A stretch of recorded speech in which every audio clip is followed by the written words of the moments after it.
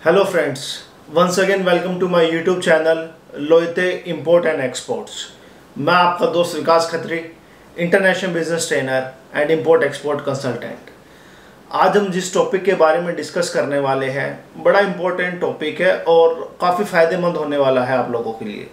आज हम इस वीडियो में डिस्कस करेंगे कि आप बनाना का एक्सपोर्ट कैसे शुरू कर सकते हो कम से कम इन्वेस्टमेंट में, क्या प्रोसीजर रहने वाला है, सोर्सिंग कहाँ से करनी है, इन्वेस्टमेंट कितनी होगी, प्रॉफिट कितना होगा, कौन सी मार्केट्स है जिसको आप टारगेट कर सकते हो इंडियन बनाना एक्सपोर्ट करने के लिए।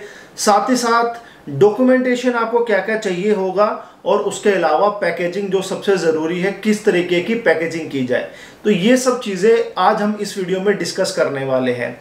जैसा कि आपने मेरी काजू वाली वीडियो और मैंगो वाली वीडियो को काफ़ी प्यार दिया है और काफ़ी लोगों को वो इन्फॉर्मेटिव भी लगी है, उसी तरीके से आज ये वीडियो जो है बनाना की आपको बाकी प्लेटफॉर्म्स पे और यूट्यूब पे और भी बहुत सारी वीडियोस मिल जाएंगी जो बनाना के एक्सपोर्ट के बारे में बताते हैं।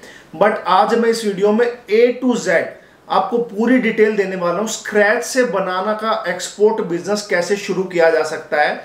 और आई एम वेरी श्योर कि आप ये वीडियो देखने के बाद आपको किसी और से पूछने की ज़रूरत नहीं पड़ेगी, ना ही आपको कहीं और सर्च करने की ज़रूरत पड़ेगी कि बनाना एक्सपोर्ट बिजनेस कैसे शुरू करें।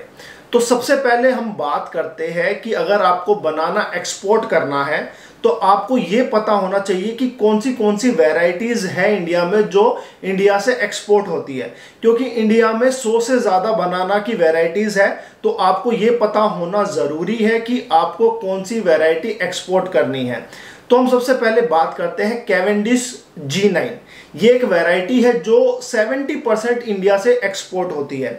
उसके बाद है आपका ग्रैंड नेन करके एक बनाना आता है, वो भी एक्सपोर्ट होता है। उसके बाद रेड बनाना है, वो भी एक्सपोर्ट होता है। और लास्ट में है रोबुस्ता, तो ये भी वैरायटी है जो एक्सपोर्ट होती है। बट इन 4-5 वैरायटी में से जो सबसे ज़्यादा एक्सपोर्ट होने वाली वैरायटी है वो है आपकी कैवेंडिश G9। अब हम बात करते हैं कि इंडियन मार्केट कैसी है। अगर हम बनाना की बात करें तो जहां तक इंडिया का सवाल आता है तो इंडिया दुनिया में सबसे ज़्यादा बनाना प्रोड्यूस करता है और साथ के साथ सबसे ज़्यादा कंज्यूम भी करता है। आपको जान के हैरानी होगी कि जो हमारा ईयरली प्रोडक्शन है बनाना का वो है 25 मिलियन मैट्रिक टन, जो कि पूरी दुनिया में सबसे ज़्यादा है। अब हम बात करते हैं कि हम एक्सपोर्ट कितना करते हैं बनाना को। लास्ट ईयर के डाटा के हिसाब से हमने 600 करोड़ रुपए का जो बनाना था वो एक्सपोर्ट किया था।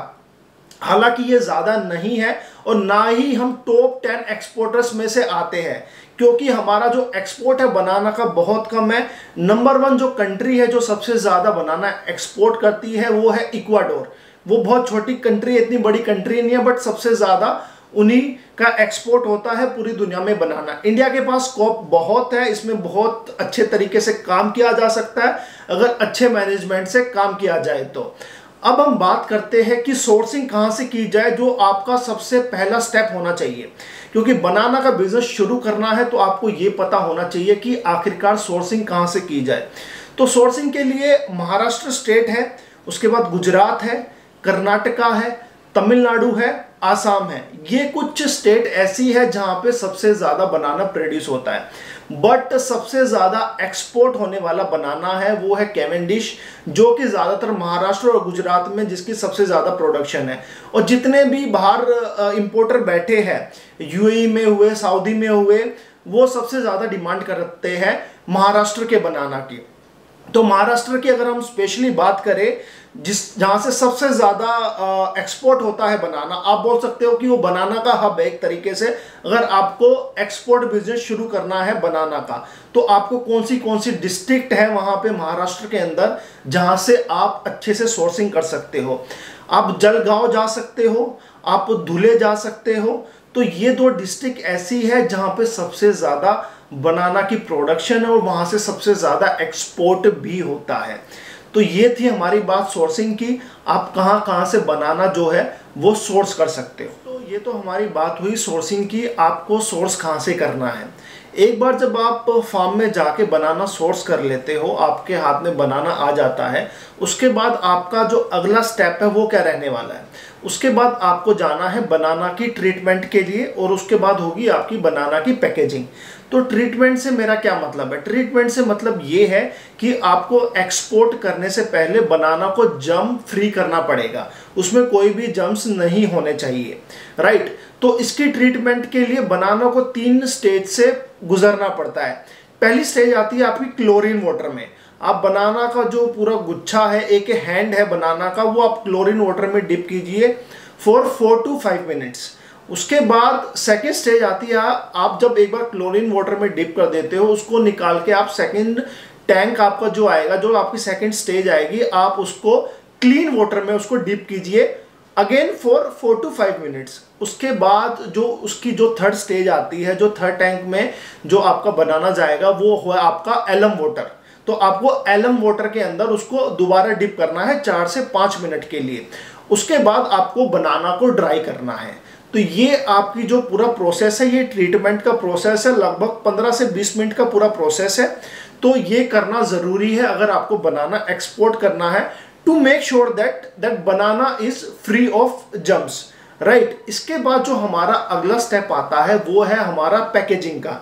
देखिए बहुत ही इंपॉर्टेंट स्टेप है पैकेजिंग का, क्योंकि आपका जो बनाना है, अगर आप कहीं एक्सपोर्ट करते हो, फॉर एग्जांपल अगर आप दुबई भेजते हो, तो यहाँ से जाने में लगभग 1 हफ्ता लग जाता है। अगर आपकी पैकेजिंग अच्छी नहीं होगी तो चांसेस है कि आपका जो बनाना है वो खराब हो जाएगा। तो पैकेजिंग का आपको बहुत ध्यान रखना है। तो पैकेजिंग में जो सबसे पहली चीज आती है वो आपको देखनी है कि जो आपका बॉक्स है, बनाना का बॉक्स है, उसका साइज क्या है और कौन सा मटेरियल है जो आपको यूज करना है। तो मटेरियल जो है आपके जो बॉक्स का जो आने वाला है वो है फाइबर के बॉक्सेस आते हैं, जिसमें लगभग 13 kg बनाना आता है, राइट। उसके बाद जो दूसरी चीज जो आपको देखनी है वो देखनी है जो बॉक्स की जो थिकनेस कितनी है, तो वो कम से कम 8 mm की थिकनेस होनी जरूरी है। और उसके बाद जो आपका जो तीसरी चीज जो आपको देखनी है कि उसके अंदर जो बॉक्सेस है उसके चारों तरफ होल्स होने जरूरी है, ताकि जो एयर सर्कुलेशन है वो बना रहे। होल्स का साइज होना चाहिए कम से कम 10 mm। तो ये चीज आपको ध्यान रखनी है जब भी आप सिलेक्शन करते हो बॉक्स का। 13 kg का बॉक्स है, उसमें लगभग 4 to 6 हैंड्स ऑफ बनाना है, वो आ जाते हैं, राइट। ये आपको चीज ध्यान रखनी है जब आप बॉक्स का सिलेक्शन करते हो। ये सारी जो गाइडलाइन है ये अपेडा की तरफ से जारी की गई है। आप अपेडा की वेबसाइट पे भी जाके ये सब चीजें चेक कर सकते हो। ये हमारी बात हुई। इसके बाद जो दूसरी चीज है जो आपको देखनी है, एक बार जब आपने बॉक्स का डिसाइड कर लिया है, आपके पास बॉक्स आ चुके हैं, उसके बाद आपको जितने भी बनाना आपने तैयार किए हैं, ट्रीटमेंट के बाद आपको बॉक्स के अंदर एक पॉलीथीन डालनी है, राइट। उसके बाद आपको उसके अंदर जो बनाना है वो रखने हैं, और बनाना आप 4 हैंड है, 5 हैंड है, जितने भी गुच्छे हैं बनाना के, उसके बीच में कोशिश कीजिए कि एक एक पेपर है वो रख दे, ताकि एक दूसरे से रगड़ ना खाए, राइट। और साथ के साथ जब आप ये चीज कर रहे हो तो आपको एक चीज का और ध्यान रखना है कि इथिलीन के सैचे आते हैं, छोटे छोटे पैकेट आते हैं, जो राइपनिंग ऑफ बनाना है उसमें मदद करते हैं बनाना को पकाने में। तो वो 7 ग्राम से जो सैचे है वो 7 ग्राम से ज्यादा नहीं होना चाहिए। तो एक बॉक्स में एक सैचे वो भी रखना है, ताकि 5, 6 या 7 दिन के बाद जब भी आपका प्रोडक्ट है बनाना आपकी डेस्टिनेशन पे पहुंचता है वो पूरा पक चुका हो। तो ये सब चीजें करने के बाद लास्ट में आपको जो पैकेजिंग में जो ध्यान देना है वो है आपकी वैक्यूम पैकेजिंग। जब आपने पॉलीथीन में ये सब चीजें डाल दी है, बॉक्स के अंदर आपका सारा सामान आ चुका है, तो आपको वैक्यूम पैकेजिंग करनी है। वैक्यूम पैकेजिंग का फायदा ये होगा, कोई भी मॉइस्चर है, जितनी भी एयर है, सारी निकल जाएगी। जिस कंडीशन में आप बनाना है आप यहाँ से भेजोगे, उसी कंडीशन में आपको जो बनाना है आपकी डेस्टिनेशन पे मिलेगा। तो ये पूरा प्रोसीजर है पैकेजिंग का। साथ के साथ आपको खुद डिसाइड करना है कि आपको फार्म पे पैकेजिंग करनी है या फिर आपको अपना जो बनाना है वो पैकेजिंग हाउस लेके जाना है। अगर आप पैकेजिंग हाउस लेके जाते हो, आपने फार्म से बनाना लिया और आप सारी ट्रीटमेंट और जो पूरी पैकेजिंग है अगर पैकेजिंग हाउस से कराते हो, जो कि अपेडा से अप्रूव्ड होते हैं, तो आपको लगभग 11 रुपये पर केजी जो आपका जो ट्रीटमेंट कॉस्ट है, जो पैकेजिंग कॉस्ट है वो आने वाली है। अगर आप फार्म पे करते हो तो वो उससे कम भी आ सकती है। वो टोटली डिपेंड करता है कि आप कैसे करना चाहते हो। तो ये प्रोसीजर था ट्रीटमेंट और पैकेजिंग का। पैकेजिंग के बाद जो हमारा अगला स्टेप आने वाला है वो है प्री कूलिंग। आपके जितने भी बनाना के बॉक्सेस है वो पैक हो चुके हैं, उसके बाद वो कोल्ड स्टोर में जाएंगे प्री कूलिंग के लिए। प्री कूलिंग बहुत ही ज़रूरी है ताकि जो बनाना की जो हीट है अंदर की, क्योंकि डायरेक्ट फार्म से आते हैं, सन में रहते हैं, तो उसकी वजह से बनाना के अंदर काफ़ी हीट हो जाती है। तो प्री कूलिंग करना ज़रूरी है ताकि जो बनाना है वो ख़राब ना हो। तो प्री कूलिंग के लिए इसको 5 या 6 घंटे के लिए 13 डिग्री सेल्सियस के टेम्परेचर पे रखा जाता है। एक बार जब प्री कूलिंग हो जाती है उसके बाद जो अगला स्टेप आता है वो है आपकी कंटेनर लोडिंग। उसके बाद आपको जो बनाना है वो डायरेक्ट कंटेनर में लोड करना पड़ेगा। तो देखिए जितने भी पेरिसेबल प्रोडक्ट है, फ्रूट है, वेजिटेबल है, तो ये ज़्यादा जितने भी है रेफर कंटेनर में जाते हैं। रेफर कंटेनर का मतलब है रेफ्रिजरेशन कंटेनर, जिसमें टेम्परेचर एक सर्टेन लेवल पे मेंटेन किया जाता है। तो बनाना जाता है 40 फीट के रेफर कंटेनर में, जिसमें 13 डिग्री सेल्सियस जो कंटेनर का जो टेम्परेचर है वो मेंटेन किया जाता है। और लगभग 4 से लेके 6 हफ्ते तक अगर आपका जो ट्रांजिट टाइम है वो है, तो उसके बीच में 4 से 6 हफ्ते तक अगर आप टेम्परेचर मेंटेन करते हो 13 डिग्री सेल्सियस, तो आपका जो बनाना है वो खराब नहीं होता है। तो एक 40 फीट के कंटेनर में लगभग 1540 बॉक्सेस है जो आपके बनाना के आ जाते हैं, जो कि एक बॉक्स है वो 13 केजी का होता है। तो आपको इस चीज़ का ध्यान रखना है कि जो रेफर का जो टेम्परेचर है, जब भी आप कंटेनर बुकिंग करते हो तो आपको अपने एजेंट को बताना पड़ेगा कि मेरा जो प्रोडक्ट है, बनाना है, उसको मुझे 13 डिग्री सेल्सियस पे मेंटेन करना है। तो ये तो बात हुई हमारी कंटेनर लोडिंग की और प्री कूलिंग की। अब हम बात करते हैं कि डॉक्यूमेंट्स बहुत ही ज़रूरी है। आपको कौन से डॉक्यूमेंट्स चाहिए होंगे, आपको इसकी नॉलेज होना बहुत ही ज़रूरी है। सबसे पहला आता है आपका इंपोर्ट एक्सपोर्ट कोड, जो कि आपका इंपोर्ट एक्सपोर्ट लाइसेंस है, राइट। उसके बाद आपको एक इनवॉइस है वो आपको तैयार करनी पड़ेगी। उसके बाद जो तीसरा डॉक्यूमेंट लगने वाला है आपको वो है पैकेजिंग लिस्ट, जिसमें आपकी सारी इंफॉर्मेशन रहने वाली है। पैकेजिंग लिस्ट में कितने नंबर ऑफ बॉक्सेस है, एक बॉक्स का कितना वेट है, ये सारी डिटेल्स आपकी रहने वाली है पैकेजिंग लिस्ट में। उसके बाद आपका आएगा certificate of origin. Certificate of origin का मतलब ये है कि ये अश्योरिटी मिलती है कि ये जो बनाना है, ये प्रोडक्ट है, ये इंडिया का ही है। तो सर्टिफिकेट ऑफ ओरिजिन आपको चाहिए होगा। उसके बाद आपको ज़रूरत पड़ेगी फाइटो सर्टिफिकेट की। और लास्ट में आता है आपका bill of lading and shipping bills, right. ये डॉक्यूमेंट बड़े इजीली तैयार हो जाते हैं। आपको इसमें से सिर्फ इनवॉइस और पैकेजिंग लिस्ट है जो आपको तैयार करनी है। इसके अलावा जितने भी डॉक्यूमेंट्स है, जो भी आपका CHA है, कस्टम हाउसिंग एजेंट है, वो आपकी मदद करेगा सारे डॉक्यूमेंट्स तैयार करने में, राइट। अब बस ये तो बात हुई हमारी डॉक्यूमेंट्स की। हमें पता भी लग गया कि हमें पैकेजिंग कैसे करनी है, सोर्सिंग कैसे करनी है, ट्रीटमेंट कैसे करनी है।